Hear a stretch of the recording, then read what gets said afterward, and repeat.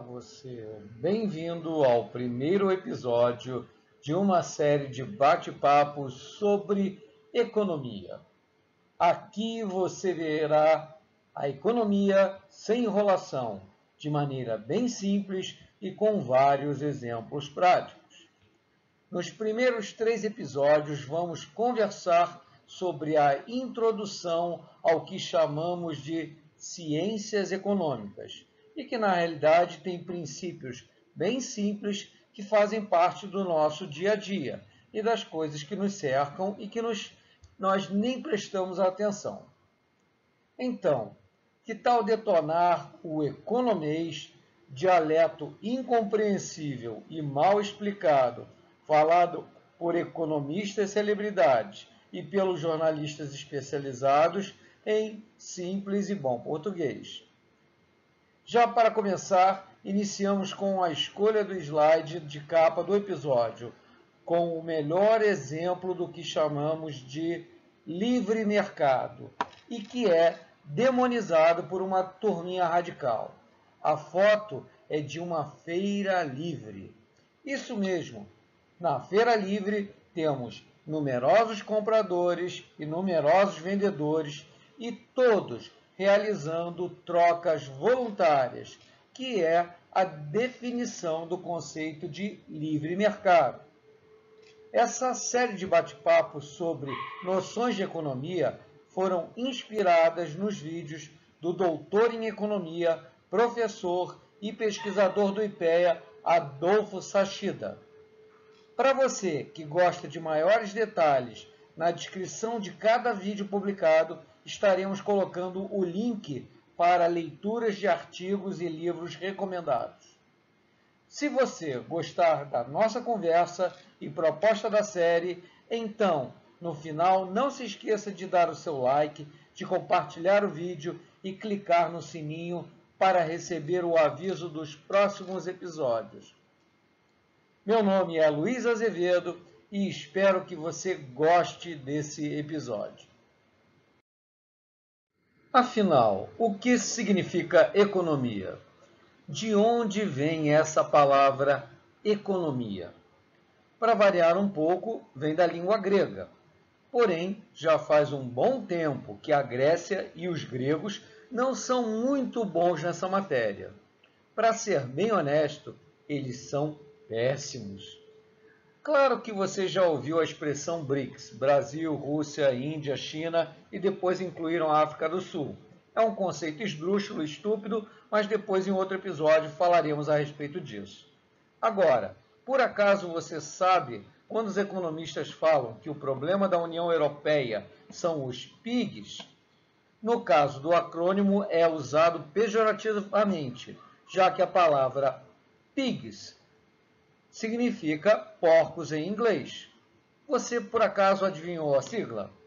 P de Portugal, no caso eles usam 2 Is, o de Itália e Irlanda. G da falida Grécia e S de Espanha ou Espanha. Então, voltando ao grego clássico, a palavra economia vem da união de 2 termos, oikos e nomos, que em tradução literal significa basicamente administração doméstica. Agora, você pode imaginar falar para os economistas pavões e metidos, como o Henrique Meirelles ou Guido Mantega, que eles são, na essência, simplesmente administradores domésticos? E que, no caso do Mantega, é um péssimo profissional? Acho que eles dariam um ataque de pelanca. Fico só imaginando a cena. Eu, particularmente, gosto muito da Grécia. Tanto o continente como as ilhas gregas são um excelente destino turístico. Gosto da história clássica e admiro o legado filosófico, que é um dos pilares da civilização ocidental. Mas em economia, atualmente, o país é melhor representado pelas ruínas gregas. Como curiosidade, a crise grega se iniciou em 2007, após as festejadas Olimpíadas de Atenas de 2004, onde a Grécia queimou rios de dinheiro, tomando emprestado de bancos estrangeiros na pira olímpica, sem gerar legado e infraestrutura para a sociedade. E a crise se estende até hoje. De 2011 a 2015 teve uma brutal recessão e um auge em 2015 com quebra financeira. Nessa época foi uma correria pelos bancos centrais europeus, principalmente do Banco Central Alemão e do Banco Central Francês, que temiam um efeito em cascata que poderia levar a Itália, a sétima economia do mundo, e a Espanha juntos para o buraco. Te lembra um pouquinho o caso das Olimpíadas do Rio de 2016 ou da Copa do Mundo de 2014 aqui no Brasil? O slide é uma sátira da situação da Grécia, onde os antigos deuses do Olimpo, Zeus, Palas Atenas, Hermes, Hera, são substituídos por novos deuses, como o Spoilos, ou Estragado, o deus dos funcionários públicos mimados. Tu Generous, muito generosa, a deusa dos excessivos benefícios do governo. I owe you, eu devo você, o deus da enorme dívida pública. Europânico, a deusa dos aterrorizados bancos europeus. E o Austerity, a austeridade, o deus dos dolorosos cortes no orçamento. Qualquer semelhança com o Brasilzão é mera coincidência. Só mais uma curiosidade sobre a Grécia. Nas cidades gregas haviam mais automóveis de luxo per capita, tipo Mercedes-Benz e BMWs, do que nas cidades alemãs. Dá para ter uma ideia do mau uso do dinheiro alheio, né? Sério, o que você entende por escassez? Basicamente significa falta, ausência, ter pouco, ou, pela definição do Aurélio, qualidade de algo escasso, raro. Vamos então falar de pessoas e dos desejos das pessoas. Você, se eu lhe perguntar agora quantas coisas você gostaria de ter ou mesmo de fazer, com toda certeza a lista não seria pequena. Podemos até dizer que seriam ilimitados. Agora, imagine isso em escala planetária. Seriam mais ou menos 7 bilhões de indivíduos com desejos ilimitados. A pergunta então, como seria possível o planeta atender a todos? Chegaríamos então à realística conclusão. Os desejos humanos são infinitos, mas os recursos são limitados. Básico. Se os recursos são finitos e limitados, portanto escassos, então todos e tudo possuem limites e restrições de recursos. Exemplos não faltam. Por exemplo, apesar da Terra ser o planeta água, tendo 3/4 da superfície coberta por água, somente 3% é água doce. E a disponibilidade de água potável é ainda menor, é calculada em apenas 0,02%. O tempo, por exemplo, é um recurso limitado, pois o dia, por mais que você queira, só tem 24 horas. Outro, gastar o que não se tem. Você gera endividamento, o que significa uma restrição intertemporal, pois você terá menos para gastar no futuro. Observe que eu estou falando em gastar, ou seja, despesa, e não investir, que tem outro tipo de análise, que é o do risco e do retorno. Temos também as restrições tecnológicas, como, por exemplo, a sugerida pela ex-presidente Dilma de estocar o vento. Isso ainda não é possível. Do entendimento dessa lógica básica, que os recursos são escassos e limitados, nós chegamos à definição sobre economia. A economia é o estudo de como a sociedade administra seus recursos escassos. Como você pode observar, simples, direto e reto. Você lembra da foto do slide sobre escassez, que mostrava uma região árida? Nesse slide, a foto é representativa da economia, ou da administração dos recursos escassos. Mostra o homem utilizando sua inteligência e capacidade de inventividade que consegue, no deserto, utilizando estufas, irrigação por gotejamento, hidroponia e outras técnicas, plantar e colher alimentos de maneira economicamente sustentável. O grande problema dos governos e dos políticos é achar que não existem limites. Eles aumentam as despesas, aumentam o número de funcionários, aumentam o pacote de bondades e, ao mesmo tempo, que tem redução ou baixo crescimento de receitas. Portanto, eles aumentam o rombo fiscal, além de queimarem dinheiro em péssimos investimentos. Só lembrar do BNDES e o que os governos fizeram, né? Ou eles também imprimem moeda sem valor, gerando inflação. Ou emitem títulos de dívida, as famosas letras do Tesouro Nacional, que vendem para você e que empurram o abacaxi para as próximas gerações, seus filhos e seus netos. No caso das consequências da falta de entendimento das restrições, a grande diferença entre os empreendedores privados, não os compadres do Estado, tipo Ike Batista, Josley Wesley Batista da JBS, Marcelo Odebrecht, não, é que a empresa vai à falência, a empresa privada vai à falência, ela perde tudo. Os funcionários são demitidos, as fábricas são fechadas e as máquinas são vendidas. Já se ocorre isso com o governo, por exemplo, o do Estado do Rio de Janeiro que está quebrado, o Estado do Rio Grande do Sul que quebrou e o de Minas Gerais que está falido também. Como comentamos, o Estado transfere o prejuízo para a população atual e futura. É uma irresponsabilidade, para não dizer outra palavra mais feia.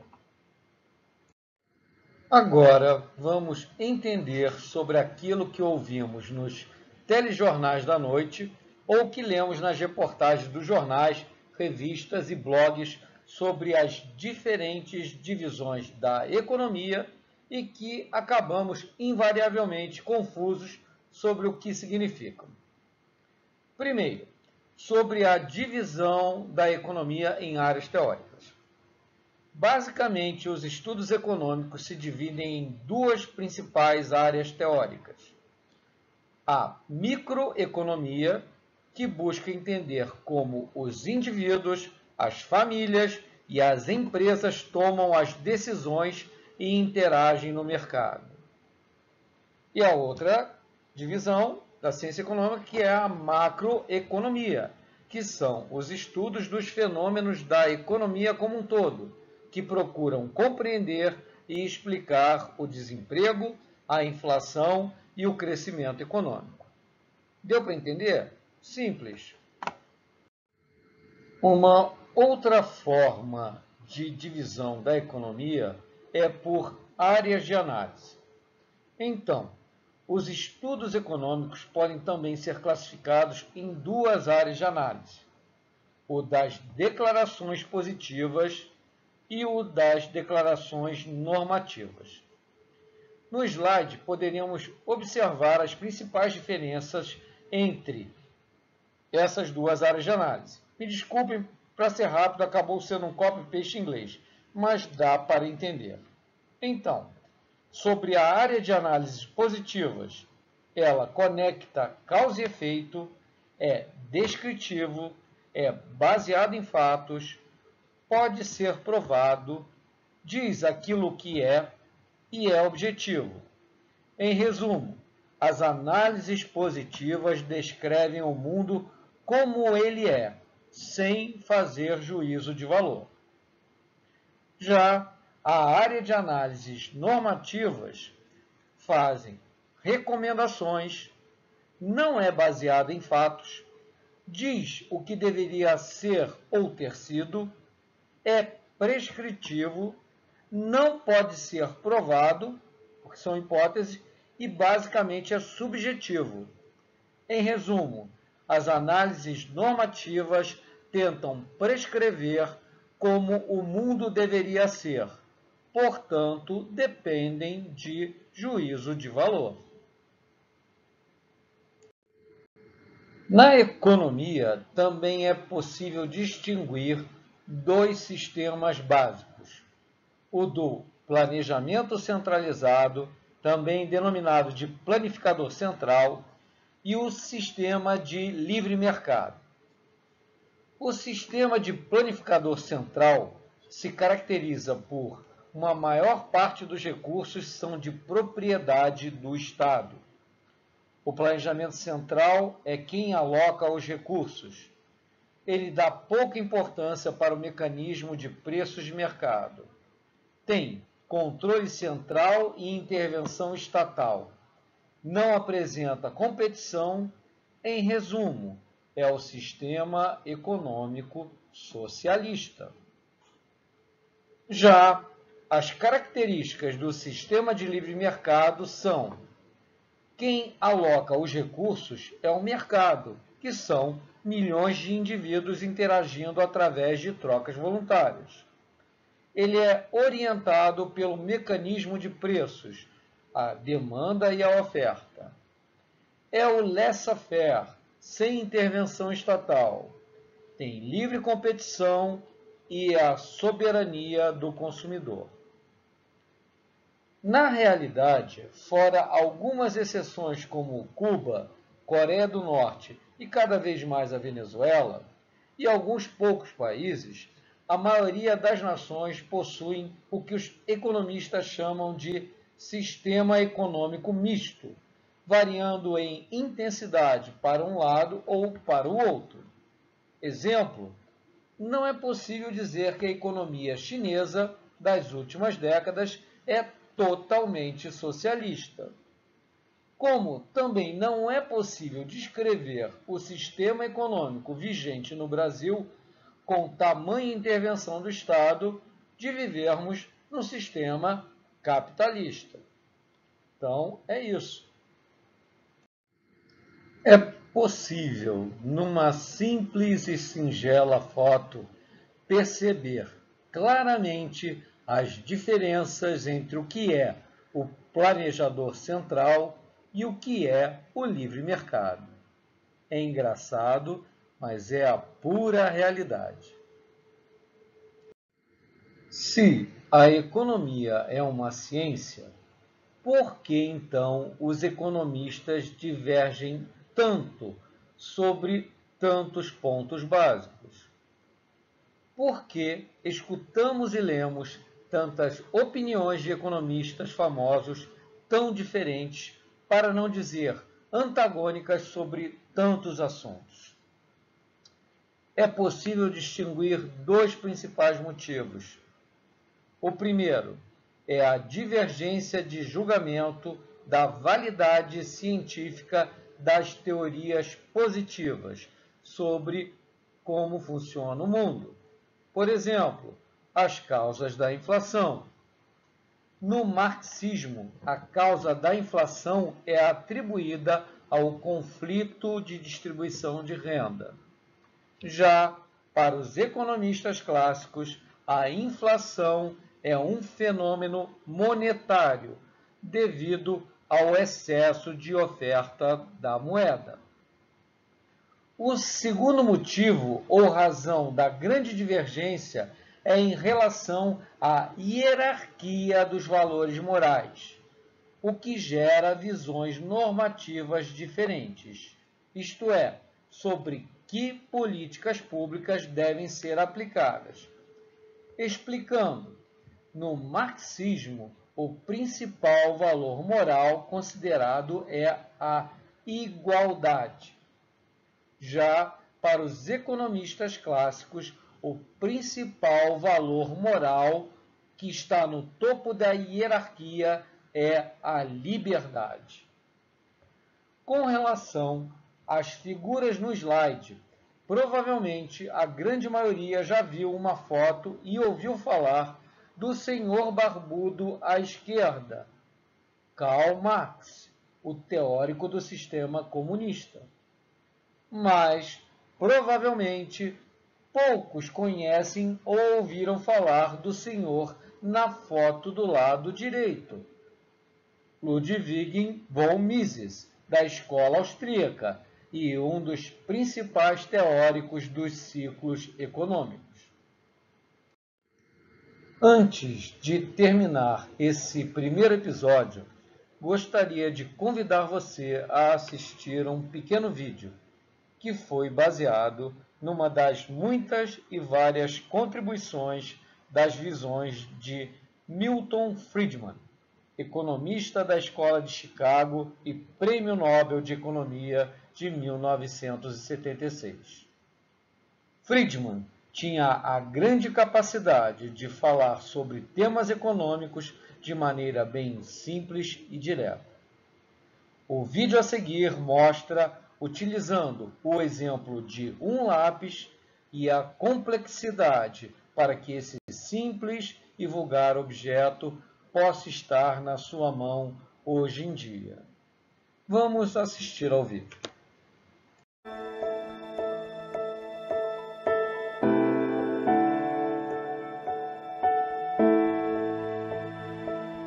Este é o mundo em que vivemos.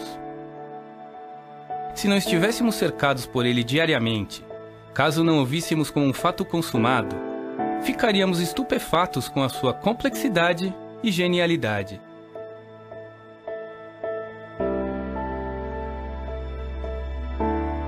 Este é um lápis comum, feito de madeira. Você pode pensar que um lápis é algo simples. É grande a probabilidade de você já ter utilizado um antes de ter aprendido a ler e a escrever, mas só porque ele é familiar, não significa que ele é simples. Ao contrário, trata-se de um objeto complicado, elaborado, bonito e elegante. Sua existência é fantástica demais para que uma pessoa realmente consiga compreendê-la inteiramente. Eis os materiais básicos que formam um lápis: grafite, madeira, metal e borracha. Mas se você tivesse todos estes elementos imediatamente à sua frente, será que você conseguiria fazer um lápis? Não é tão fácil quanto você talvez imagine. Na realidade, absolutamente nenhuma pessoa na face da Terra poderia fazer um lápis sem a ajuda de inúmeras outras. E este é o segredo para se entender o mundo.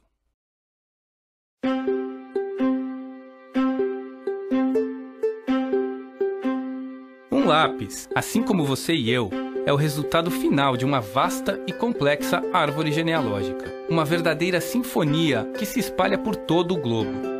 Por meio de seu trabalho e conhecimento, um grande número de pessoas participou da fabricação deste simples lápis. E ao contrário da árvore genealógica deste espectador, a árvore genealógica deste lápis começa em uma verdadeira árvore. O mais imediato ancestral do lápis é uma árvore em uma floresta. Mas os lenhadores que extraem a madeira da árvore também são os ancestrais do lápis. E estes homens não trabalham sozinhos. Eles são auxiliados pelas pessoas e empresas que fabricam as serras, as cordas e várias outras ferramentas que eles utilizam. Todos também são ancestrais do nosso lápis.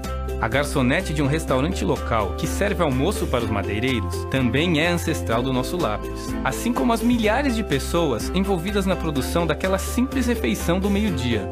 Ao longo do tempo e do espaço, essa rede só faz crescer. Pense nas estradas, nos navios, nos sistemas de comunicação e nas pessoas que os projetaram, os construíram e fazem sua manutenção. Todas elas são necessárias para fazer com que a madeira seja levada para as serrarias e fábricas que processam a madeira. Todas elas são também ancestrais do lápis. E mesmo com o trabalho de todas essas pessoas, tudo o que vimos é uma tábua de madeira descolorada, a metade nua do corpo de um lápis de madeira. Mas sua árvore genealógica é maior e mais abrangente. A grafite é extraída na China e no Sri Lanka. Na fábrica do lápis, a grafite é misturada com argila e outros materiais. É aquecida e em seguida é perfilada, secada e assada em um forno. Pessoas de diferentes continentes, de diferentes culturas, trabalham e cooperam de modo a fazer com que todos estes materiais, grafites, vernizes, sejam produzidos ao redor de todo o mundo. E o mesmo pode ser dito da borracha. A borracha é o resultado final de um ramo da árvore genealógica, similarmente complexo e exótico. Assim como um pedaço de metal na ponta superior, cujo material foi minerado, refinado e transportado ao redor de todo o mundo. Cada parte do lápis é resultado da colaboração e da cooperação de milhões de pessoas. Juntas, elas formam um processo que está em constante alteração e adaptação. Uma mudança na disponibilidade ou no custo do material em uma determinada localidade pode fazer com que outra fonte se torne mais desejável, e todo o processo se altera com grande fluidez. E há um fato ainda mais espantoso: a completa ausência de um planejamento central, a ausência de uma autoridade dando ordens e ditando essas inúmeras ações que levam ao surgimento de um lápis. Cada membro desta árvore genealógica fornece apenas uma pequena fatia do conhecimento necessário para se fabricar um lápis. E eles fazem isso voluntariamente, não porque eles necessariamente queiram mais lápis ou gostem de lápis, mas porque, ao trabalharem neste processo de criação, eles ofertam sua mão de obra em troca de salários. Salários estes que lhe permitirão comprar aquilo que querem. O que você está vendo é o mercado em funcionamento. A espontânea configuração das criativas energias humanas, de milhões de pessoas, com suas várias habilidades e talentos, organizando-se voluntariamente em resposta aos desejos e às necessidades humanas, como se fossem lideradas por uma mão invisível, com o intuito de promover um fim que não fazia parte da intenção. A cada segundo de nossas vidas, nos beneficiamos dos produtos criados pela cooperação espontânea que ocorre no mercado. Este é o mundo moderno. Ele é milagroso, é complexo e evolui a cada dia, desde que as pessoas sejam livres para interagirem umas com as outras.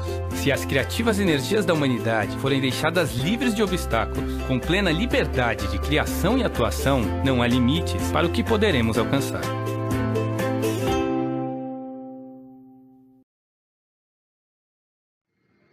Chegamos ao final do nosso primeiro episódio dessa série.